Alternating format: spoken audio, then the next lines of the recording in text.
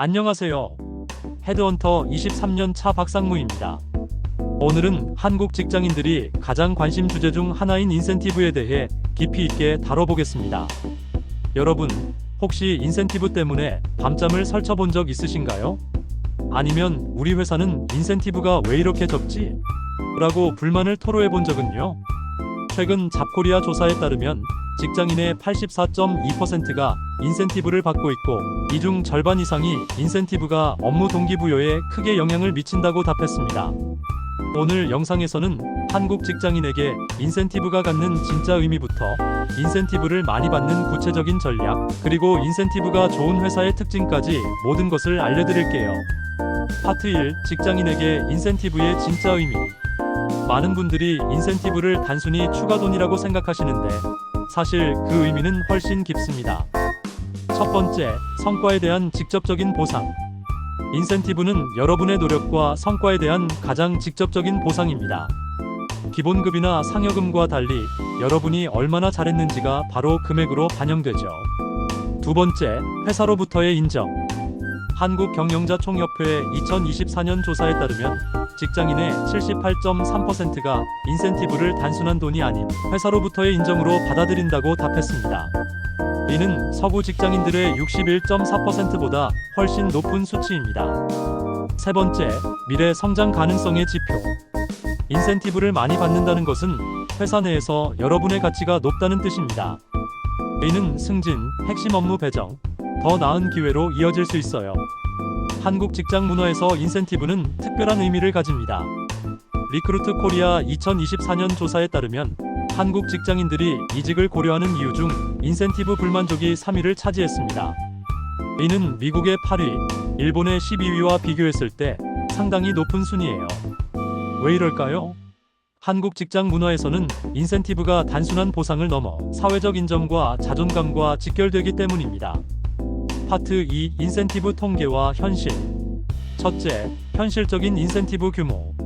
사람인 2024년 조사에 따르면 한국 직장인의 연간 평균 인센티브는 다음과 같습니다. 대기업 연봉의 15에서 25% 평균 1,800만원, 중견기업 연봉의 8에서 15% 평균 800만원, 중소기업 연봉의 3에서 8% 평균 350만원. 둘째, 업종별 인센티브 현황. 한국경제연구원 2024년 발표 자료에 따르면 인센티브가 높은 업종 탑5. 1. 금융업 연봉 대비 평균 28.5%. 2. IT 소프트웨어 평균 22.1%. 3. 제약바이오 평균 19.8%.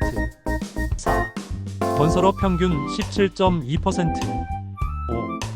화학업 평균 16.4%. 인센티브가 낮은 업종.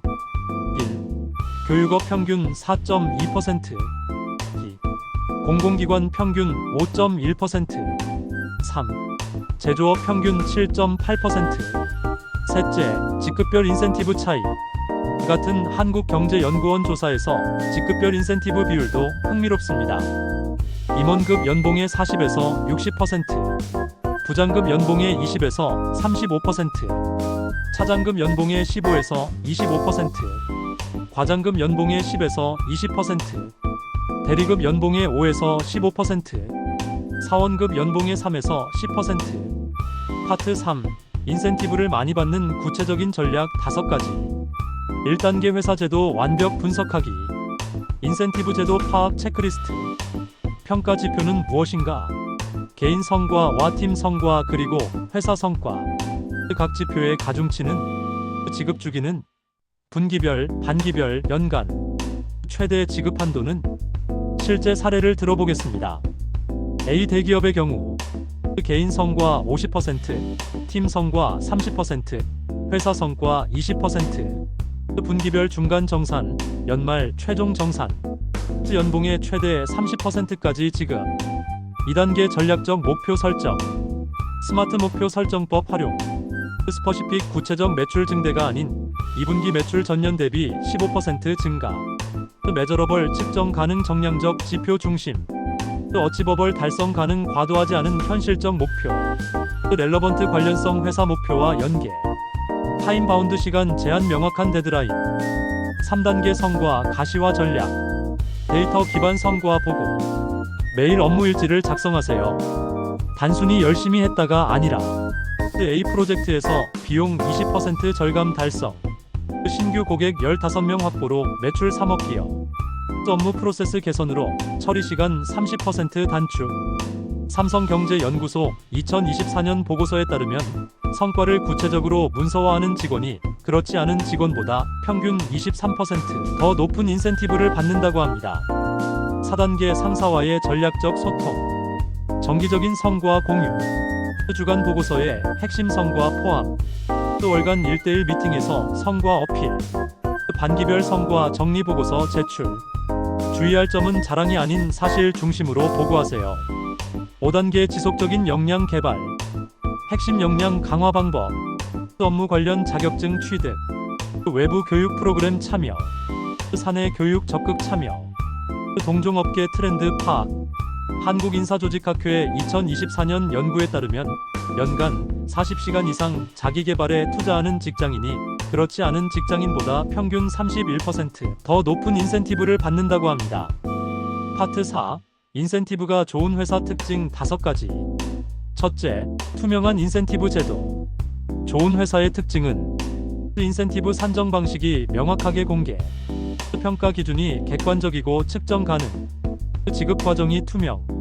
실제 사례로 포털 기업 N사의 경우 전 직원에게 인센티브 산정 방식을 공개하고 분기별로 진행 상황을 투명하게 공유합니다. 둘째, 성과주의 문화. 특징을 보면 연공 서열보다 성과 중심 평가, 도전적 목표 설정 장려, 실패에 대한 관용적 분위기. 한국경영학회 2024년 조사에 따르면 성과주의 문화가 정착된 회사의 직원들이 그렇지 않은 회사보다 평균 42% 더 높은 인센티브를 받는다고 합니다. 셋째, 고성장 업종 및 기업. 고성장 업종 특징을 보면 시장 확대 속도가 빠른, 신기술 도입 적극적, 혁신적인 비즈니스 모델. 주목할 만한 업종은 인공지능 빅데이터, 바이오 헬스케어, 친환경 에너지, 전자상거래. 넷째, 재무 건전성. 확인 방법은 금융감독원 전자공시 시스템 다트 활용. 최근 3년간 매출 및 영업이익 증가율, 부채 비율 및 유동 비율, 신용 등급. 다섯째, 직원 만족도 지표. 확인 방법은 자플래닛, 블라인드 등 익명 리뷰 사이트. 이직률 연간 10% 이하가 이상적. 근속연수 평균 5년 이상. 복지 혜택 수준. 파트 5. 실전 체크리스트. 인센티브 극대화 체크리스트 4가지. 매일 해야 할 것. 업무 성과 기록. 목표 달성률 점검. 개선 아이디어 메모. 매주 해야 할 것. 주간 성과 정리. 다음 주 목표 설정. 상사와 소통. 매월 해야 할 것. 월간 성과 보고서 작성. 목표 대비 달성률 분석. 개선 방안 수립. 분기별 해야 할 것. 분기 성과 종합 정리. 상사와 심층 면담. 다음 분기 목표 수정. 인센티브는 단순히 돈이 아닙니다. 여러분의 노력과 성과에 대한 정당한 보상이자 미래 성장을 위한 발판입니다. 오늘 말씀드린 전략들을 하나씩 실행해 보세요. 당장 내일부터 실천할 수 있는 작은 것부터 시작하시면 됩니다. 기억하세요. 인센티브를 많이 받는 것은 운이 아니라 전략입니다. 여러분도 충분히 할 수 있습니다. 다음 영상에서도 좋은 주제로 찾아오겠습니다. 구독과 좋아요, 알림 설정 부탁드리고요. 댓글로 경험담을 남겨주세요. 오늘도 시청해주셔서 감사합니다.